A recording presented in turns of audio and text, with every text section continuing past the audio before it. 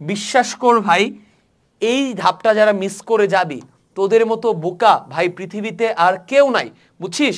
কারণ হচ্ছে এই যে 2024-এর পরীক্ষা হইলো না, 2023-এ 2022-এ প্রত্যেকটা বছর আমি আমার নিজের চোখে দেখা এবং আমার নিজের এসএসসি এক্সামেও আমি যদি রিসেন্ট এক্সাম্পল দেই, 2024-এ ঢাকা বোর্ডে ফিজিক্সের এমসিকিউ 25টা থেকে 23টা 22টা না 22টা কোশ্চেন হুবহু বিগত বছরের বোর্ডের কোশ্চেন থেকে তুইলা দিছে। তার মানে আমি বলতে পারি তোর যে 2025-এ ফাইনাল এক্সামটা হবে, ওই এক্সাম হলে অলরেডি কি কি এমসিকিউ ক খ গ ঘ আসবে এগুলো অলরেডি বিগত বছরের কোশ্চেনে আউট হয়ে আছে। তাহলে তুই এইগুলো সলভ করলে কি হচ্ছে, এখান থেকে 50% তুই প্রি টেস্ট টেস্টে কমন পেয়ে যাচ্ছিস এন্ড ফাইনালে এখান থেকে 80% প্লাস কমন পেয়ে যাচ্ছিস ভাই। তাহলে কেন তুই এই ধাপটা স্কিপ করবি? আমি যদি পসিবল হইতো আমি সবাইকে বলতাম যে স্টেপ 1 স্টেপ 2 স্টেপ 3 সব স্কিপ, ডিরেক্ট স্টেপ 4 এ চলে যা। স্টেপ 4 একবার না, দুইবার, তিনবার, চারবার, পাঁচবার করে সলভ কর, কারণ এখান থেকেই তো সবকিছু কমন আসে, তাই না? এটার বাইরে তো কিছু আসে না। এন্ড হুবহু দিয়ে দেয়, বিশ্বাস কর ভাই, হুবহু তুলে দেয়।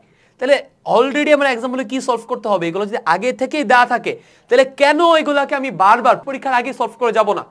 এটা বোকামি না? অবশ্যই এগুলো সলভ করব। তাহলে ভাই আগের ধাপগুলো কেন কমপ্লিট করব?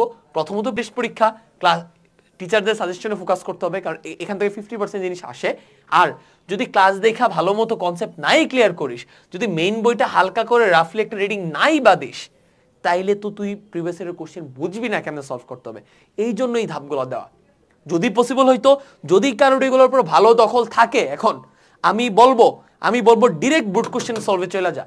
একবার সলভ করবো, আরো একবার কর, আরো একবার করা হয়ে গেলে আরো একবার কর।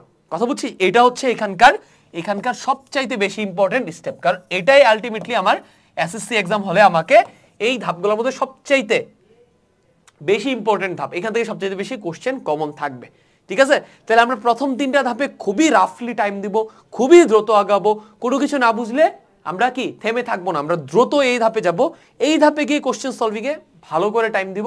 ওখানেও যদি কোনো কোশ্চেন আমি আটকাই, ওখানে সময় নষ্ট না করে কারোর হেল্প নিব। ঠিক আছে?